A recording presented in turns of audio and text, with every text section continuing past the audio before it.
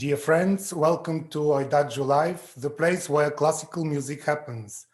Tune in every evening for chats, small performances, masterclasses with your favorite music artists from all around the world. Every Sunday evening, the Vienna-based ensemble Klangforum Wien is presenting a new composer. The series is about a musician from the ensemble chatting with one of the world's leading composers about their view into music and about their work. My name is Krassimir Sterev and I'm the accordionist of the ensemble, and it's a pleasure for me to introduce now to you on IDAGIO Live the great Rebecca Saunders. Hello, Rebecca. Welcome to IDAGIO Live. Thank you. Hi. I have had the pleasure to work already about 15 years with Rebecca. And it has been fascinating for me every time playing a piece by Rebecca to again and again feel this strong, deep, unique sound from Rebecca, which is so recognizable every time I play or listen to her music. And I wanted to ask you, Rebecca, where does this sound comes from? What is the origin of your sound? Yeah, we've talked about this before. I mean, I can't directly answer the question, of course, you know. Where does it go back to? What is this sound? When did this sound appear? It's also very hard for me personally to define what my sound is. You know, I don't have the same distance that you do. I don't even know if I have a sound, but I think I was immersed in sound as a child. And I think probably that has had the most, had the most influence upon the way in which I perceive music, need music, live music, how music has remained my life like it was when I was little.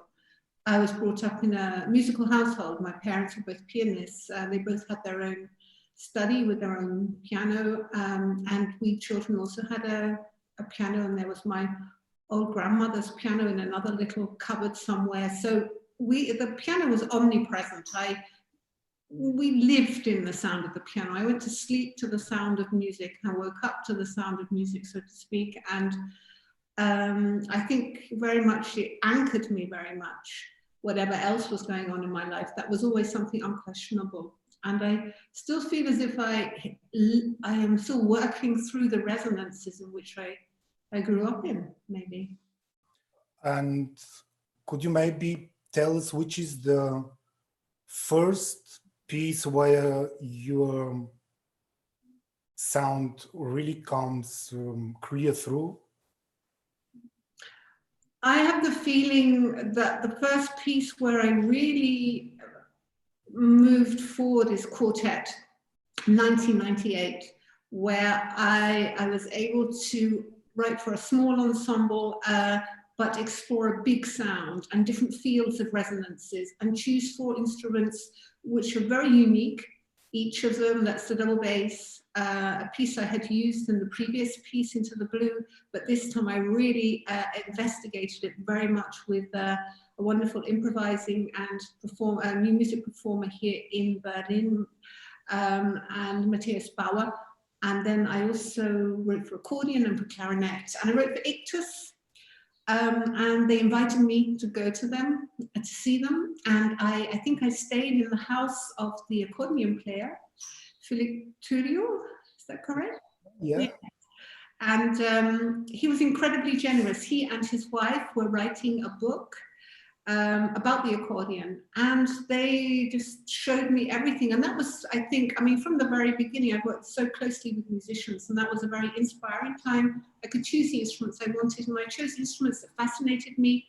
And the challenge with the piece was to fuse these sounds together, and try and achieve a single, very particular palette of timbres and emotional potential.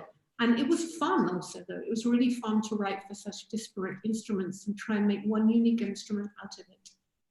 It's the first piece I have played from your pieces. I think about 2005 to 2008 in Cologne.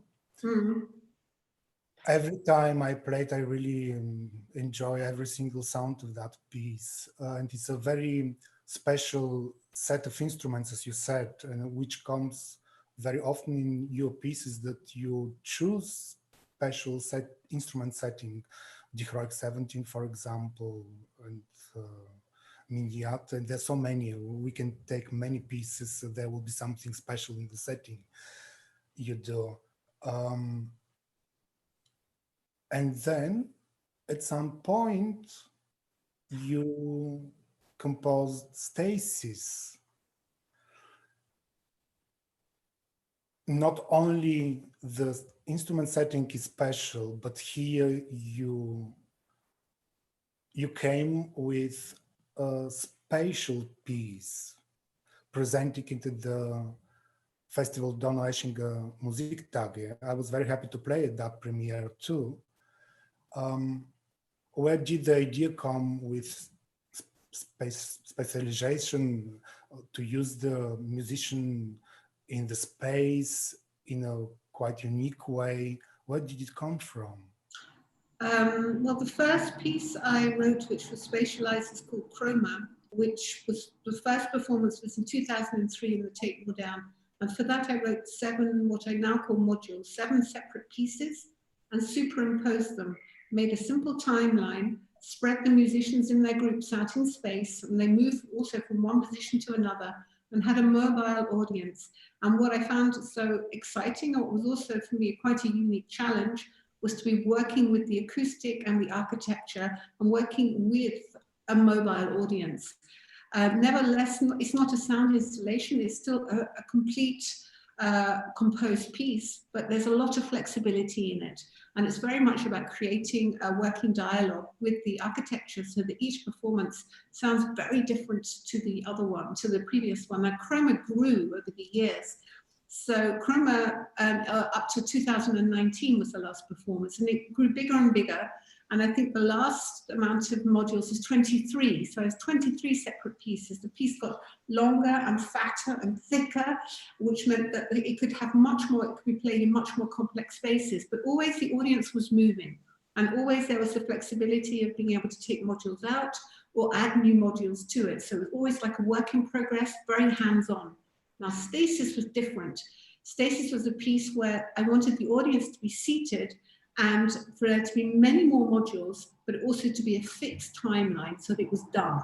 So that I had to actually work with, try and create a structure which was much more flexible, but also still actually, so it's almost like a mobile which you could like stretch and move in different ways, and that plasticity of the structure itself had to be secure and grounded enough to really function in all kinds of spaces. And Stasis has been done in all kinds of weird places. A very nice one was in Musiktage with Klangforum Wien, where it actually was like, the thing about Stasis is that the audience is inside the music. So you're inside all these fields of resonances, and the music is all around you. You are embedded in the music. So there isn't this polarity between the performer and the listener. It's all happening in the same space. Yeah, well, it has been always fascinating and unique, and every time different to present, to play in Stasis. I have played the piece quite many times, and it was also played by Klangforum Wien in the Mozart Hall in the Vienna Concert House.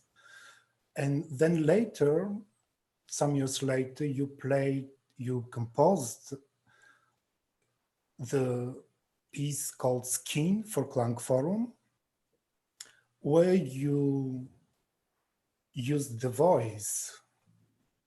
So you wrote a piece for voice and ensemble, again, very special way of using the voice. What is your connection to the voice?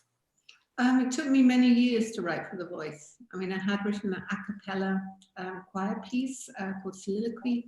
I had written also for countertenor in a piece called Company, where 5 musicians are spread in space. And I had written for a large choir in Miniato with an orchestra and 2 soloists. But I'd never felt as if, I felt I was being quite superficial the way I was approaching the voice. And I had no text at all. I couldn't work with actually written language. The voices were purely instrumental in a way. Now, what I found it was necessary, I was fascinated by the breath. What it was about the voice that I found so difficult was the fact there was always this in-breath, this out-breath, and also the fact that working with the spoken word is so deeply intimate, so deeply private. I was fascinated with how, when one speaks, when a word leaves your mouth, how deeply intimate that is, how that word is gone forever, how you are reaching across this gulf outside of yourself. I became aware of the fact that there are 2 different narratives happening in each of us, at least, of course. The narrative that is revealed to the world and the narrative that is our interior monologue. And so working with the voice became an opportunity for me to explore this dichotomy, what's outside and what's inside. I was fascinated with working with language, and that was the big problem for me all these years. How do I work with the text? So I created my own text. So I felt that even if I destroy the text, I don't have to feel bad about it towards the author. And the text actually became its own independent musical line in a way. It's not important to know what the words are. What's important is to know is there is an intention suppressed beneath the surface. So that what I actually did, sorry, this is a really long answer, but what I actually did was try and create a music where the meaning of the text was no longer essential, but the intention of the meaning was really important. And it enabled me to create a music which is extremely tense and at times terribly quiet. I like very much how I worked with Juliet, Fraser, soprano, a lot. She came 3 times. And I asked her to recite text with different ways of suppressing the text, whether she like this. So that gave me the opportunity to explore what happens when you try and distort the meaning of the text. And through this, there is a very strong emotional response. But it's so complex, the voice, and it's so deeply personal, it's so theatrical, that it was for me like going into a completely different space and quite an exciting voyage. I just can agree that the way you treat the voice, it's a very physical way, very intimate way, but very expressive way that even if you like it's short, like when you hold the voice, even then it leads the dramaturgy of the piece. Mm-hmm. You did also some other solo pieces, instrumental solo pieces, which include voice, like Bite, for flute, like Flash, for accordion. What was your intention? What did you want to combine, to expose with the voice? Well, I didn't quite know exactly what I was doing at the time. Otherwise, I probably wouldn't have done it if it was so conscious. But I was, wait a minute, sorry, one moment. I've always found it very important and fascinating to work closely with musicians. It's not only the relationship to the musician and how a solo piece is like a kind of homage to a musician, to his excellence, to his virtuosity, and to his personality, which he expresses through his instrument. But I'm fascinated by the relationship between an instrument and a musician. And to see this play of roles there, and bringing the voice in a very organic way was a big question. How can I do that? Like with the bass flute, it was more obvious that you can actually speak and talk through the flute. And through that, you can actually create a very interesting palette of timbres. And there's quite an emotional potential in the instrument through doing that. And in fact, what writing for a speaking and singing flutist was my way into even writing skin in the first place. So that was part of my journey towards writing for soprano. And Flesh, the piece I wrote for you for accordion, I mean, in a way, it's a piece about trying to actually find a means in which the voice, as a further facet of the performer's personality, is then given an opportunity to shine. So it's not just how Krassimir plays the accordion. It's actually, what's this? You know, what does that have? What is that that makes it Krassimir? What is it that binds your voice to the accordion? And I found a solution, particularly in Flesh for accordion and recitation, with the opening and closing of the bellows of the accordion, which in itself is obviously so deeply physical, to actually combine that then with the in and the out breaths of the recitations. And it's a very dark, a very mad piece. It can be quite scary, yes, but very physical and physically demanding piece, but in every detail, very well set and organized. It's a pleasure always to present the piece, and hopefully in the nearest future there will be link on IDAGIO where you can listen the piece, but I would like to. The physicality of the piece, I think to really answer your question is using the voice with the instrumental performer playing, it brings out the physicality of the performance situation all the more. So it's not meant to be a superficial level stuck on top. It's actually to reinforce the physicality of the performance situation, I think. It's a very direct way. Yeah. And here's a place where because we are on IDAGIO Live, and what would be IDAGIO without music? It's a good possibility to listen from excerpts from Skin, the piece we were talking about. You just can go to the page of IDAGIO. As you see, there is Skin by Rebecca Saunders, and we will listen to a short excerpt of the piece. The piece is performed, this is the first performance of the piece at the festival Donaueschinger Musiktage 2016 with the wonderful Juliet Fraser, ensemble Klangforum Wien, and the conducting of Titus Engel.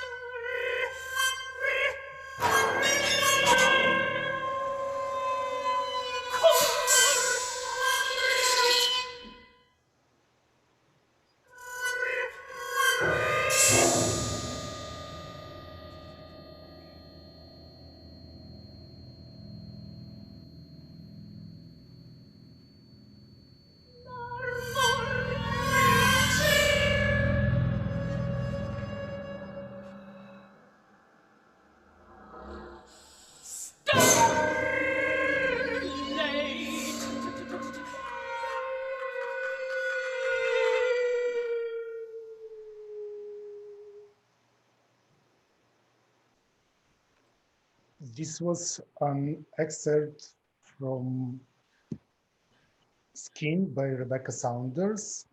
Voice was Juliet Fraser with ensemble Klangforum Wien under the conducting of Titus Engel. That was the premiere of the piece at the festival Donaueschinger Musiktage 2016. You can listen to the entire catalog of Klangforum Wien by simply clicking the link on the video description below. And because we just listened to link, Rebecca, this was a piece which did lead you to another great spatial piece you wrote after Skin, and that was Yes. Major work, I think, for you, spatial work where you again use the language, but this time not only with a soloist voice. There are other instrumental soloists which also use voice, as we just talked before that. And the entire ensemble is using their voices.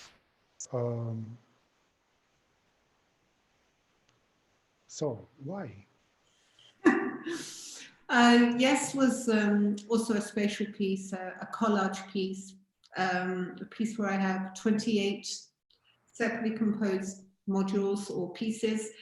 And this time I wanted to actually try and bring two different ways of composing together. So in the middle of the piece, I have a 25-minute stage, normal concert stage ensemble piece where the only one thing happens is that the second piano is actually behind the audience. Apart from that, then the whole piece is actually spatialized, and the musicians have different formations and different pieces. All of those 28 pieces are written separately, and then I spent quite a few months actually then constructing a timeline, which is the juxtaposition, the superimposition of all the modules over each other. It was a very intense process where I was really aware of the fact I was trying to bring together different ways of composing. And now that with Skin, I really felt that I was now moving into a whole new space and able to explore a completely different, completely new terrain with the music, using the voice. I decided to jump in at the deep end really, and use a large amount of Moni Bloom's monologue from Ulysses, a text that had fascinated me since about I think the first time I came across it was in 1990. And the first time I used one word of it was actually for a piece I wrote for Klangforum called Crimson, Moni's Song 1, where she says, well, where the whole ensemble says yes. And so in fact, it took, 25 years or 22, 23 years for me to actually complete the circle and to come to the point where I really felt I could use the whole text. So many of the musicians are in some modules reciting in different ways. There's Flesh, the accordion solo is actually embedded in the piece. Bite, the bass flute solo is actually also embedded in the piece, and both the pieces became separate solos later. It was an opportunity also to have the conductor. It wasn't that I was consciously trying to break down the hierarchy, but the fun thing, or the really interesting thing, where you never really know exactly what the end result is going to be, these spatial pieces normally don't have a conductor. It's very hands-on, very much working with the architecture, working with your technical team, who often really are allowed to have quite a lot to say about how things are developing. But in that case, your conductor, it's part also like a musician. It's not only a musician. I was very fortunate that Eno Popper, who is also a good friend, was able to conduct that project. And he said, give me something to do. And I was like, yeah, of course. So he doesn't just conduct the main ensemble piece, he conducts two other modules. He also recites with one of the other modules. He plays percussion instruments, he plays the double bass, and he's very much one of the musicians, just like the soprano, is also embedded within the ensemble.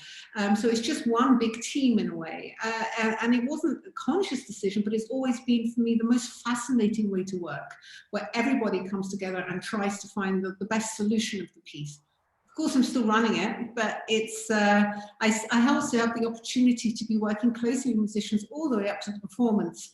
I'm not just handing over a score and saying, "Oh, get on with it," makes me also remember that I'm a full-blooded musician myself, you know, so. Yeah, there was always very special situation performing. Yes, we did it the first time at the Berlin Philharmonie. Yeah.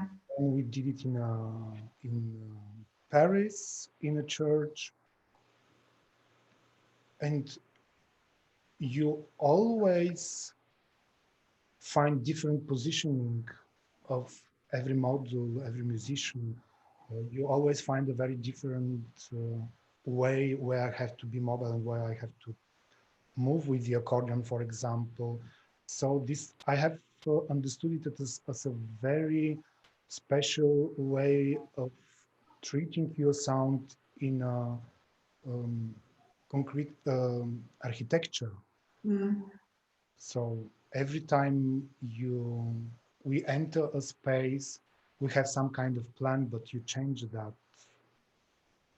Yeah, there's always a new spatialized plan of the positions of the musicians for each new space. It's necessary because each space has completely different characteristics. The acoustic will be different. The way in which you can actually work with or against the space is different. And interestingly enough, it's often the spaces which are most so-called imperfect that actually produce the most interesting dialogue between the architecture, the acoustic, and the music. And I found that in Donaueschinger in Paris, that was a performance that I really, really enjoyed preparing, and I thought the performance was really great. And that was actually a space where beforehand was just going, this is going to be crazy. You know, the trumpets are like 9 meters up in the sky, and we've got, you know, you've got to walk, you know, the musicians were walking kilometers, you know, going back and forwards, but it was very theatrical. The whole setting worked very well like that, I think. But it's engaging with a spatial situation where I think what's interesting is emphasizing how music moves through space, how one ensemble is communicating with another ensemble, how sound can create diagonals through the space and stretch the space, how a collage can explore to a very extreme degree the density of the space itself, how the music can be just layers on layers on top of each other, and how you can take these layers away one by one, and one becomes very, very aware of the way in which music moves through space. I think the physicality of the listening experience is just so much more acute, and it's something which interests me. Yeah. Sometimes I've been thinking, how are we going to record this piece? I don't think you can. And that's one of the great, you can't sell it, you can't record it, it's awful, you know. I mean, there was a BBC recording of the performance in Huddersfield Town Hall at the festival in Huddersfield. We had camera teams, and we had a fantastic recording crew from BBC, and that worked quite well. But I mean, I listened to that recording and I loved it because it gave me another perspective of the piece. Yeah, I've been inside and moving and playing my models, so it was another experience to hear the piece. Yeah. But of course, a live listening to the piece is something unique. I've been also very often thinking, we have been even talking sometimes, and you mentioned not only once that cluster is something so important for you in your composition, that even when you sometimes that you also think that a single tone is in a way a cluster because it's a combination from this and this and this and this and this and this. So what is cluster for you? Well, I think what you mean about a tone being a cluster is that a tone is now, because we had a talk about this, I think, when we were teaching the accordion class and composer class together in Darmstadt, didn't we? I mean, a tone isn't just a tone. You can't have a D flat in one octave and it's the same as a D flat in the other octave, and or the same octave you've got a double bass, and then you've got an accordion, then you've got a clarinet. They're different D flats. And it's not only that the timbre of the instrument, the acoustic makeup of the instrument, of the note is different, but it's also the context of how you perceive that tone. What happened before the tone and what happens after the tone also makes it unique, and also controls partly the way in which you hear that D flat. So that D flat is always unique, it's always different. And each of us, when we hear a D flat, will also hear a different D flat. We will place it in a different place. So the uniqueness of the listening experience is extraordinary, I think. And there is no one D flat. So I think that's what we were talking about. And that's where you came to this thing, oh, that's also a cluster. I would never have put it like that myself, but I know what you mean. But actually writing like clusters, I think has been a way for me to blur for many years, it's been a way to actually blur a central tone, to try and actually create a different kind of harmonic language. For many years, I was trying to create my own timbral palettes for every instrument I work with. Not because I thought, okay, that would be a fun thing to do, but I just found I was doing it. And working with clusters, whether it's with an orchestra like the one on the wall, which I've nearly finished, or working with the accordion or with the piano specifically, but also working even with chamber music, it's fascinating what it means to actually create a thick cluster and peel it away and then have a central tone and how that can change. I still write essentially a line, a very stretched melodic line, but these clusters are a way in which I can embed tones within them and then release them again. It sounds so stupid when I try and explain it, because I think I'm too close to be able to really define exactly what I'm doing. Oh, it's very interesting to and you said the piece behind you on the wall, is that the new piano concerto you just paused? Sorry? The piano concerto which you just finished. I just finished the last page 67 yesterday, but I have to check the last 33 pages now, and I've already found a lot of things to sort out. So I've still got a couple of weeks to go, I think. No. And a couple of weeks ago, we were talking and you mentioned that you work in this piece with lots of glissandi. Mm. Is it something, is it a new direction in your work? I mean, it's quite interesting to look at these little building blocks in your language and just to question them sometimes, you know. For quite a few years, I wrote a series of pieces just exploring the trill, you know, as a thing, a mechanism which I refused to touch for like 20 years. It's like, I'm not writing a trill. Don't ask me why. It's just like, I'm not writing a trill. And then at some point I realized there was a way in which I could redefine what the trill was actually there and what could be a more contemporary context for it. It sounds very academic, but it was actually something that really, really fascinated me. And back then I found a trill which was essentially like a double stopped, for example, for the strings, double stopped trilling harmonics with a glissandi and a saut-point bow going or. And it's a very unique sound, which is incredibly fragile. It's very unstable. When it's loud, it has a very strong, aggressive, choleric quality. And when it's quiet, it's incredibly beautiful. It sounds like the stars at night. So I love the fact that it had this inbuilt polarity, contradiction. And it was a tiny piece of material, which I then transferred to other instruments and explored from the winds and with brass and etc. to see what is this trill? What's the compositional potential of it? And at the moment, I'm interested in what the glissandi means, you know, and on the piano, with Nick Hodges, for whom I'm writing the piano concerto, we experimented. He was wearing fingerless gloves, and he can make exquisite, incredibly quiet, very precise, enormous glissandi, or they can be a whole big thick cluster going up and down the instrument, but actually to use glissandi as like I would use a melodic line, you know, to explore a whole different facet of the instrument, and it's been really fun, actually. Yes. Already thinking, what are we going to do with the accordion? Oh, I have something. I have an idea. Great. And what is the next piece coming? I have to finish after this a piece for Juliet Fraser, for the soprano, who's based in London, and electronics. First time I've written for electronics, actually. And it's something I've been working on and off in between projects for a good couple of years, and have to finish in the next 4 weeks. So very interesting, electronics in your music, but maybe we leave it for another talk. yeah. It was great to talk to you, Rebecca, and to all our friends. Please tune in next Sunday evening for the next episode of the series of Klangforum Wien. Thank you for being with us at IDAGIO Live, and see you next time with the series of Klangforum Wien. Bye-bye. Bye.